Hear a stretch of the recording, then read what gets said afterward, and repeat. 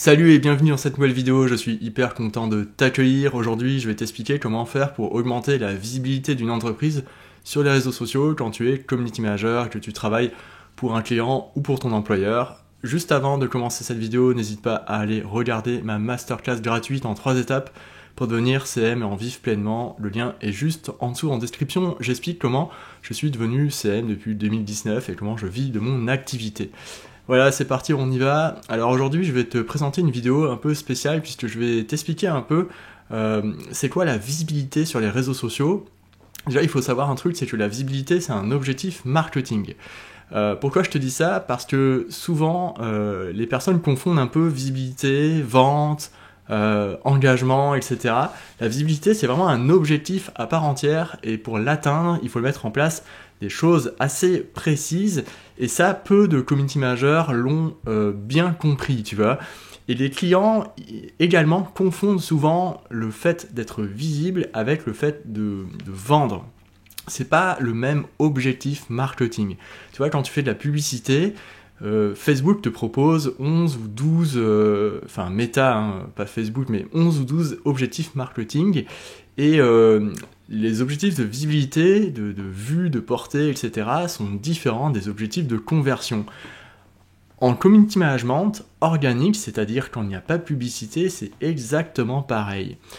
La plupart des clients pensent que en fait, les réseaux sociaux organiques, c'est-à-dire TikTok, Instagram, LinkedIn, etc., servent à rediriger vers leur page de vente sur leur site web.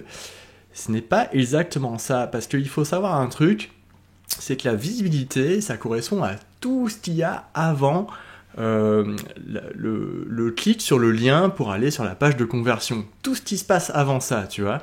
Et en anglais, ça s'appelle la brand awareness, donc la visibilité, c'est tout ce qui se passe avant d'aller cliquer sur ce lien pour aller acheter le produit. Alors, il peut s'en passer bien des choses, tu vois, dans cette brand awareness. Qu'est-ce qu'on met à l'intérieur pour montrer la marque? Qu'est-ce qu'on raconte sur la marque, sur la brand awareness? C'est là qu'intervient le community manager. Parce qu'en fait, il faut savoir un truc, c'est que quand tu vas sur les réseaux sociaux, et que tu dis voilà j'ai un nouveau produit qui sort, je vends ce pot de fleurs là, ça coûte 8,90 €. Si il n'y a pas de contenu qui génère de la visibilité sur le compte Instagram, les gens vont se dire mais ok, en fait ils vont même pas regarder le post, tu vois, ils vont même pas regarder ça les intéresse même pas. Les réseaux sociaux, ça sert à nourrir les utilisateurs de cette brand awareness, nourrir les utilisateurs de petites facettes de storytelling sur la marque, tu vois. Et ça, c'est super important à comprendre, aussi bien à expliquer aux clients que quand tu es community manager. Voilà, donc ça, c'était un petit rappel sur la visibilité. Il faut bien comprendre que la visibilité, c'est tout ce qu'il y a avant l'étape d'achat. Voilà, ça, c'est très important. Comment on fait pour générer de la visibilité? Il y a plusieurs moyens de le faire. On peut faire des campagnes publicitaires via Google Ads, via Meta Ads, via TikTok Ads, etc. On peut envoyer des newsletters, pour expliquer un peu c'est quoi l'entreprise, etc. Bon, la newsletter, c'est pas exactement le bon canal pour générer de la visibilité, mais en tout cas, il y a pas mal de canaux avant pour expliquer qui est l'entreprise, tu vois. Et enfin, les réseaux sociaux. Et là, c'est là que moi, j'interviens avec cette vidéo. Donc nous, les community managers, nous, on doit générer de la visibilité sur les réseaux sociaux pour l'entreprise, pour encourager, ou en tout cas, provoquer de l'intérêt chez les utilisateurs pour ensuite choisir la marque, tu vois. Et ça, c'est notre rôle. Et c'est très important de le préciser et de l'expliquer aux clients.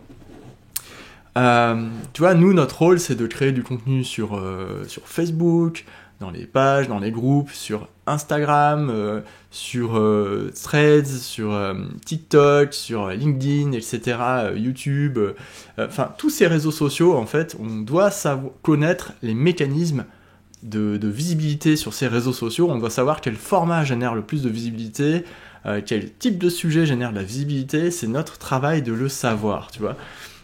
En fait, ce qui se passe, c'est qu'il y a un truc qui est important à comprendre, c'est qu'aujourd'hui, 80% de la population française utilise des réseaux sociaux. J'ai trouvé cette stat sur le site Data Reportal, tu peux aller voir, hein, voilà, c'est un site où il y a toutes les stats de tous les pays du monde hein, sur les réseaux sociaux. Donc 80% de la population française est sur les réseaux sociaux, c'est pour une raison, c'est pas pour acheter, c'est pour, dans le top 3 les gens viennent sur les réseaux sociaux pour garder le contact avec les proches et la famille. Ça, c'est la première utilisation des réseaux sociaux en France. Et quand tu sais ça, ça veut dire qu'en fait les gens ils viennent sur les réseaux sociaux pas pour découvrir de nouveaux produits ou quoi, ils viennent vraiment pour discuter, pour échanger. Et cet aspect conversationnel, il est très important parce qu'il faut l'avoir en tête quand tu vas créer du contenu.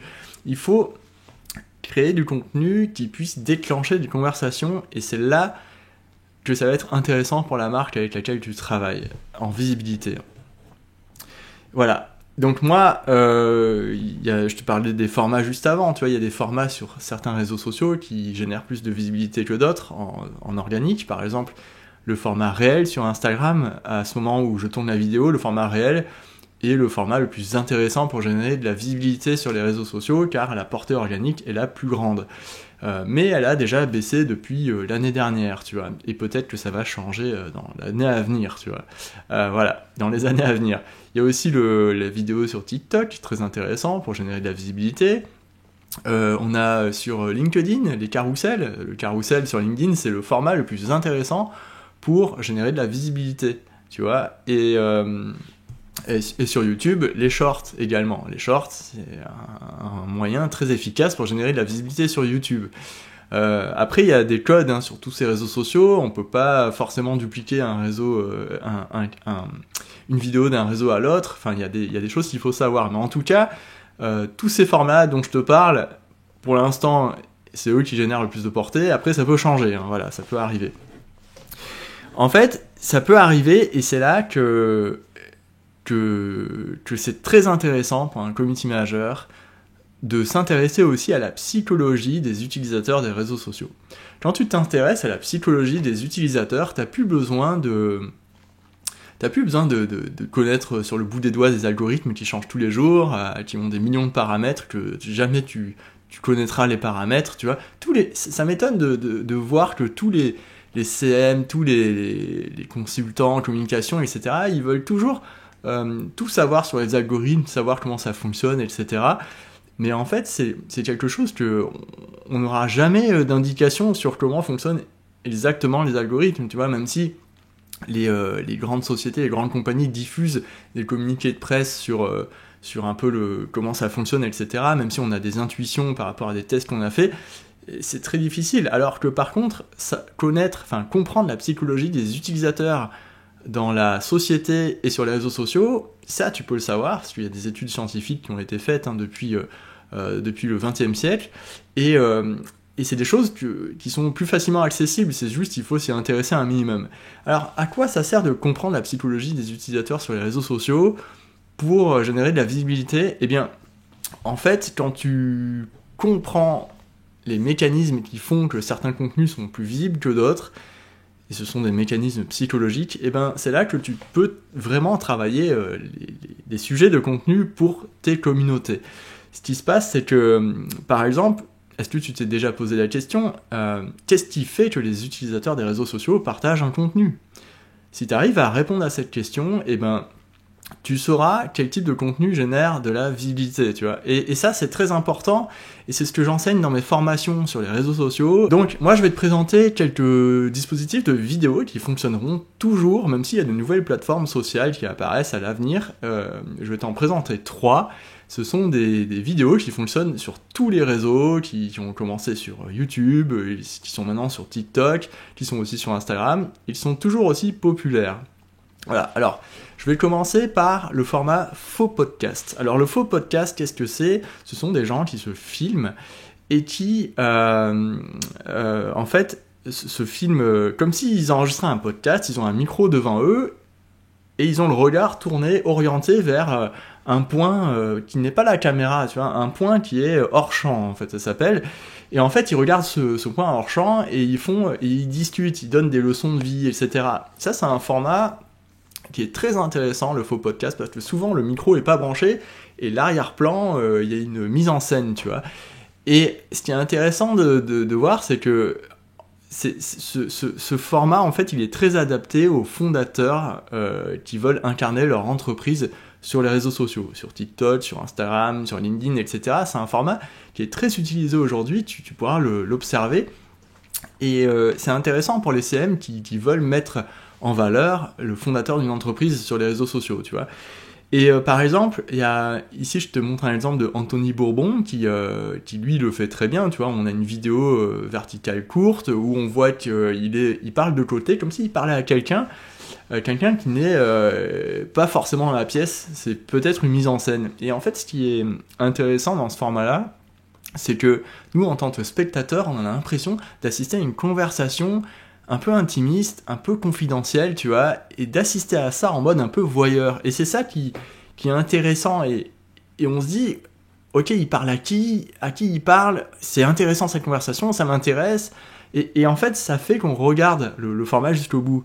Et le format de podcast, faux podcast, c'est vraiment intéressant pour tous les fondateurs. Tu vas voir, il y a beaucoup de fondateurs qui prennent la parole en utilisant ce format faux podcast sur les réseaux sociaux. Hein. Et ça, tu peux l'utiliser en tant que CM, tu peux le proposer en tant que CM à ton entreprise, tu vois, à tes clients, à ton employeur, etc. Deuxième format très intéressant sur les réseaux sociaux qui fonctionnera toujours, c'est le format voix off, tu vois. Utiliser la voix off pour expliquer ce qui se passe, tu vois. Alors là, on voit par exemple que cette personne, voilà, c'est Laura Travelbook, c'est une illustratrice qui est très suivie sur les réseaux sociaux. Là, je te montre sur Instagram, tu vois, 186 000 followers. Et là, en fait, elle explique ce qu'elle est en train de faire, tu vois. Elle est en train de faire une aquarelle, d'une petite scène, etc. Et en fait, je vais te mettre le son, elle parle d'une manière très douce. Je sais pas si tu l'entends, ouais, je pense que tu vas l'entendre. Voilà, et elle parle d'une manière très douce et ça fait un peu penser à l'ASMR, tu vois, c'est un peu une tendance à l'ASMR. L'ASMR, bon, c'est une tendance qui est née sur YouTube.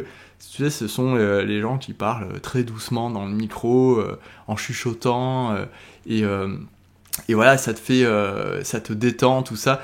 Et ça, la voix off, la tendance à l'ASMR, c'est très utilisé et ça correspond particulièrement bien aux marques qui vendent des produits cosmétiques un peu bien-être ou des voyages ou tout ce qui est dans la douceur, etc. C'est très très intéressant pour les marques qui sont dans ces secteurs-là, quoi. En tout cas, quand tu es CM, c'est vraiment quelque chose à proposer absolument, la voix off qui explique ce qui se passe, tu vois. Et enfin, troisième format, c'est le micro-trottoir. Enfin, excuse-moi, alors je trouve plus mes mots.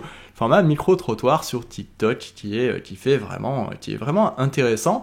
Tu sais, ce sont les personnes qui vont dans la rue avec un micro, on les voit et elles discutent avec les gens dans la rue pour leur poser des questions sur un produit, une tendance, un avis, etc. Et ici, moi, je vais te montrer Cézanne. Cézanne, c'est une marque de vêtements française, voilà, où il y a énormément d'abonnés, etc. Mais c'est du made in France, c'est de la mode. Et Cézanne, ce qui est intéressant, c'est les micro-trottoirs, ils les provoquent dans leur boutique, en fait. Ils le font pas dans la rue, ils le font directement dans leur boutique. Je pense que ce sont des mises en scène, c'est pas forcément... Souvent, de toute façon, les micro-trottoirs, c'est des mises en scène. Certains sont plus ou moins bien faits, il y en a où c'est pas des mises en scène. Mais eux, je pense que ça l'est. Et ici, par exemple, c'est pour parler de l'application Cézanne. Voilà. Donc là, c'est pour parler de l'application Cézanne et ils offrent un cadeau à la personne qui dit qu'elle a l'application Cézanne, quoi. Et voilà. Donc le format micro-trottoir, c'est très intéressant parce que ça fidélise vraiment, tu vois, la communauté. C'est très intéressant de le faire parce qu'on a l'impression d'assister à quelque chose d'assez